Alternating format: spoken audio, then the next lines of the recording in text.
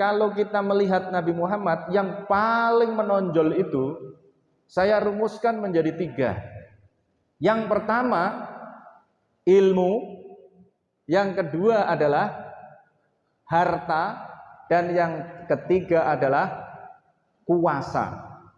Jadi Nabi Muhammad adalah orang yang berilmu, kemudian berharta, dan yang ketiga berkuasa. Tapi kalau Nabi Muhammad itu dibalik, Pak. Nabi Muhammad itu kaya dulu atau berilmu dulu?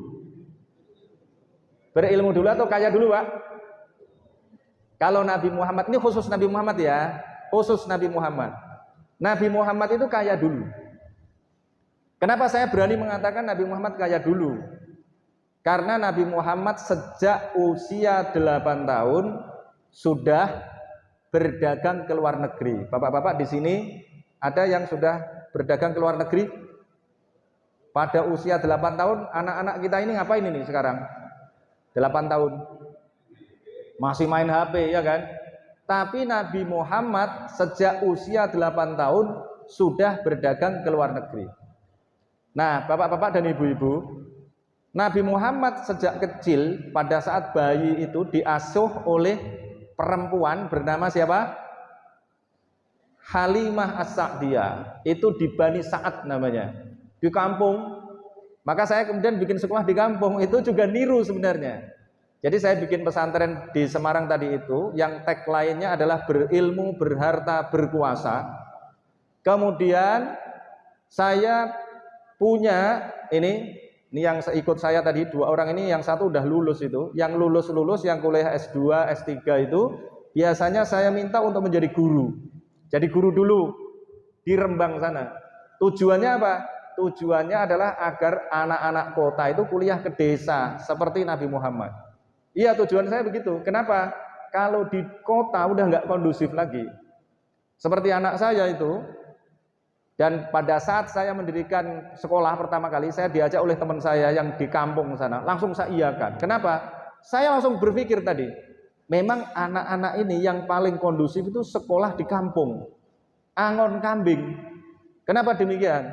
Saya ingin melahirkan orang-orang yang bisa menjadi pemimpin masa depan. Nah, Rasulullah pernah bersabda begini, ma ba'asallahu nabiyyan illa ro'al ghanam.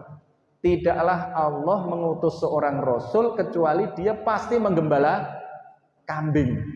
Loh itu, Bu. Karena menggembala kambing itu, maka kemudian saya ingat, saya dulu waktu kecil juga menggembala kambing, dan memang manfaatnya banyak untuk mengajar. Saya itu kalau ngajar itu, kalau di pesantren itu tarik ulur. Kalau di kampus nggak perlu tarik ulur. Kalau di UI nggak perlu tarik ulur.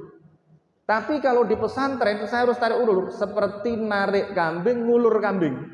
Saya ingat, oh ternyata memang banyak manfaatnya. Nah, ini biar tidak berpanjang kata. Jadi kalau Rasulullah itu pertama kali yang dilakukan adalah berwirausaha. Jadi pada usia 4 tahun Rasulullah sudah bisa menundukkan unta. Nah, ini luar biasa. Saya kaget juga itu, dan saya baca buku ini belum lama. Ya kira-kira baru 5-6 tahun yang lalu. Ternyata Rasulullah kenapa diajak oleh Abu Thalib, pamannya, diajak dagang ke luar negeri, itu karena Rasulullah sejak umur 4 tahun sudah bisa menundukkan unta. Jadi pertama kali diajak ke luar negeri itu karena apa? Karena kalau zaman sekarang Nabi Muhammad itu bisa jadi bengkel mekaniknya, Pak. Jadi kalau ada unta yang mogok, Nabi Muhammad itu yang membereskan. Nah, itulah pengalaman Rasulullah. Berarti Rasulullah sejak kecil sudah punya pengalaman untuk berdagang. Jadi Nabi Muhammad, kalau kita ingat sekarang, Nabi Muhammad itu orang kaya atau orang miskin? Kaya atau miskin, Pak? Kaya. Bahkan kemudian sering saya katakan, sebenarnya kalau kita sebut kaya itu kurang. Kenapa? Nabi Muhammad juga menikah dengan perempuan yang kaya raya. Tidak hanya kaya, Pak, tapi kaya raya. Kenapa kok kaya raya? Disebut kaya raya karena 2/3 kekayaan Makkah itu tanahnya itu milik Ibu Khadijah. Nah sekarang pertanyaannya, kira-kira perempuan kaya mau nggak dinikahi sama laki-laki miskin, Pak? Mau nggak? Perempuan kaya cantik dinikahi sama laki-laki miskin, mau Bu? Enggak mau, ya. Perempuan kaya nyarinya laki-laki yang kaya juga. Maka kalau Ibu Khadijah yang kaya raya itu menikah dengan Muhammad, pasti Muhammadnya adalah juga orang kaya. Dan mungkin pernah saya sampaikan, maharnya adalah berapa Bu? Maharnya Bu? Maharnya 20 ekor unta. Kalau 20 ekor unta itu kira-kira 20 expander saya itu, mobil saya, ya Avanza lah minimal. Nah ibu-ibu dulu maharnya apa? Ibu-ibu maharnya apa Bu? Seperangkat alat sholat. Dibayar tunai atau ngutang? Tunai atau ngutang Bu? Tunai, alhamdulillah. Masa seperangkat alat sholat aja nggak dibayar tunai ya kan?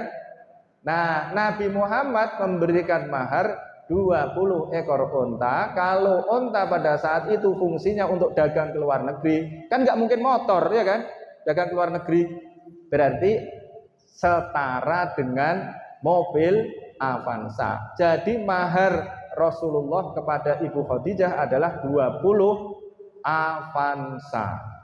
Itu kalau nggak orang kaya nggak mungkin ya kan. Nah kira-kira itu dikasih sapi sekandang gitu. Nah nanti mbak-mbak ini yang mau menikah ya nanti minta bolehlah ya, Rasulullah itu kalau mau meneladani Rasulullah maharnya sapi sekandang. Nah terus digunakan untuk korban, kira-kira gitu. Jadi Nabi Muhammad itu adalah orang kaya ya. Nah kemudian Nabi Muhammad setelah kaya itu baru diangkat sebagai Rasul. Jadi setelah kaya kemudian menikahi orang kaya raya. Setelah menikahi orang kaya raya, kemudian diangkat sebagai nabi. Karena diangkat sebagai nabi mendapatkan wahyu. Wahyu itulah yang disebut dengan ilmu. Ibu-ibu, bapak-bapak, kok tahu Allah itu satu dari mana? Dari mana, Pak? Dari Al-Quran. Kalau bapak-bapak belajar matematika, belajar ilmu alam, nggak akan ketemu itu Allah satu. Kalau belajar agama-agama yang lain, bapak-bapak akan menemukan di agama lain ada yang menyebut bahwa Tuhan itu ada 3, ada yang mengatakan bahwa Tuhan ada 4, ada yang mengatakan yang memiliki kekuatan itu batu besar, ada pohon besar, ada gunung besar. Tetapi kita dari Al-Quran mendapatkan informasi bahwa Tuhan hanya satu. Berarti dapatnya dari mana? Dari Al-Quran. Qul huwallahu ahad. Katakanlah Muhammad, Allah itu satu. Nah sekarang kenapa kok Nabi Muhammad mau diangkat sebagai Nabi, diatur sedemikian rupa oleh Allah sehingga Nabi Muhammad itu kaya dulu Pak. Kaya dulu, menikah dengan orang kaya, kemudian mendapatkan wahyu dan kemudian menyampaikan seperti yang disampaikan Pak Kamdo tadi itu, tablik. Tablik tadi artinya apa Bu? Tablik artinya adalah menyampaikan. Ini biar gampang mengingatnya. Tablik itu apa? Tablik itu berasal dari kata balago. Balago itu artinya menyampaikan. Maka kalau ada orang nyalek itu, ada orang nyalek, ada iklan kecap misalnya, itu ditaruh di papan besar, namanya apa? Baliho, ya.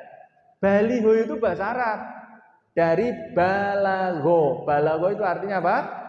Menyampaikan. Menyampaikan apa? Oh ini kecap yang paling enak, loh gitu kira-kira. Itu namanya baliho. Bahasa Arabnya baligo.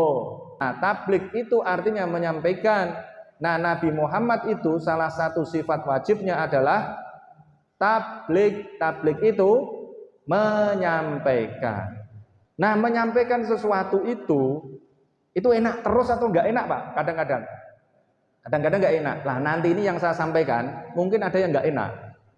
Tapi harus saya sampaikan. Ibu-ibu suka atau tidak suka, bapak-bapak suka atau tidak suka, gampangannya saya harus tidak peduli gitu. Bapak-bapak kalau menganggap yang saya sampaikan itu pas, enak, monggo silahkan. Tetapi saya tidak boleh menenggang. Wah, nanti kalau saya menyampaikan ini nanti jamaahnya kabur, misalnya begitu.